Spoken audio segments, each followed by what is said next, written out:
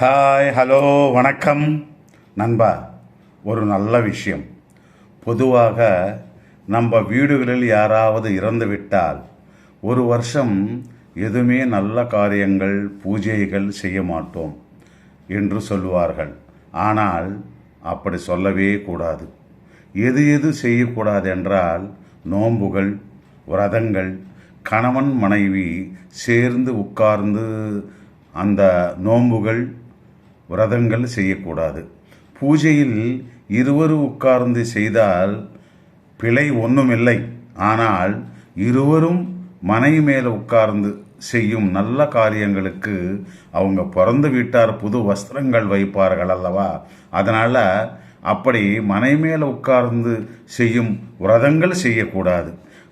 மலைகள் ஏறக்கூடாது. மலை மேலே இருக்கும் ஆலயங்களுக்கு தரிசிப்பதற்காக மலை மேலே ஏறக்கூடாது. கோவில்களுக்கு பண்டிகை போன்ற சந்தோஷமான கொண்டாட்டங்கள் செய்யக்கூடாது. ஏனென்றால் நம்ம மனசிலே பலவந்தமாக செய்யக்கூடாது என்று அல்ல. ஐயோ, எனக்காக எங்கள் கணவர் எவ்வளவு செய்தார், அவர் போய் ஒரு வருஷம் கூட ஆகவில்லையே என்கிற ஏக்கம் அதுக்குள்ளாகவே மறந்து விட முடியுமா? விட முடியாதல்லவா. எப்படி சந்தோஷமாக கொண்டாட முடியும்? மனம் ஒப்புக்கொள்ளாதல்லவா. அதற்காக மட்டும்தான் பிள்ளைகள் எங்கள் அப்பா நமக்கு என்னென்ன செய்தார் அதெல்லாம் மறந்து இப்படி நாம் கொண்டாடுவது என்று நினைக்க மாட்டார்களா? அதற்காக எங்கள் அப்பா எங்களை பார்த்து எவ்வளவு சந்தோஷம் அடைவார், எங்கள் அம்மா எவ்வளோ சந்தோஷப்படுவாங்கன்னு அவங்க போயிட்டாங்களே என்ற நினைக்கும் போது கொண்டாட வேண்டும் என்ற எண்ணம் வராது.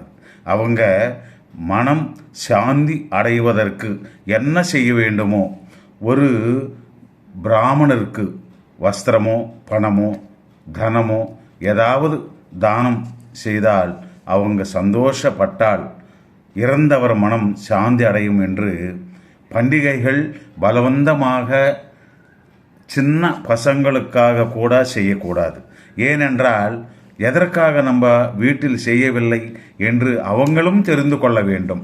நாம் தான் சின்ன குழந்தைகளுக்கு சொல்ல வேண்டும், உங்கள் தாத்தா எவ்வளவு உத்தமர், உங்கள் பாட்டி எவ்வளவு நல்ல பாட்டி என்று.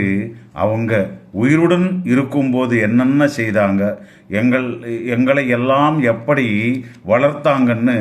அப்படிப்பட்ட தாத்தா பாட்டி நம்மை விட்டு போயிட்டாங்கடா, அவங்க நினைவாக நாம் பண்டிகையெல்லாம் கொண்டாடக்கூடாது என்று சொல்லணும். அப்போதான் அவங்களுக்கு தெரிய வரும். அப்போதான் நாளைக்கு அதை நான் சொல்லக்கூடாது, புரிந்து கொள்ளுங்கள்.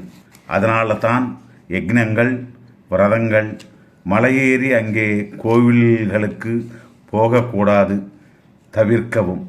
மகனாக பிறந்தவன் அவங்களுக்கு எது செய்தால் திருப்தி அடைவார்களோ, புண்ணியத்தை அடைவார்களோ அதையே செய்யுங்கள். மீண்டும் நாளை ஒரு நல்ல வீடியோவுடன் சந்திப்போம். நன்றி, வணக்கம்.